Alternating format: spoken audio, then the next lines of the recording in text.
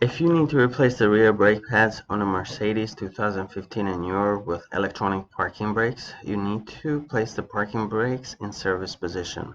And that's not just simply releasing the parking brakes, that's actually entering the service menu and disabling them. So in order to do that, make sure you close the driver's door once you enter the vehicle. Do not press the brake pedal.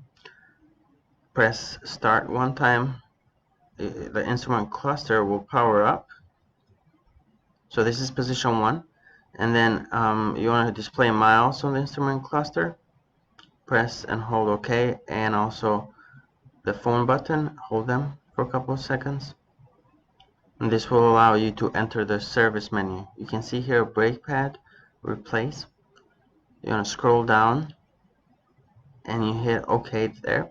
And you should hear the electronic parking brakes disengage. So if your parking brakes though are on, you won't be able to enter this menu. You get an error message. So make sure that you release the parking brakes before you enter or try to enter this menu. And also make sure that the vehicle is secure, because there is a risk of vehicle rolling once the parking brakes are released.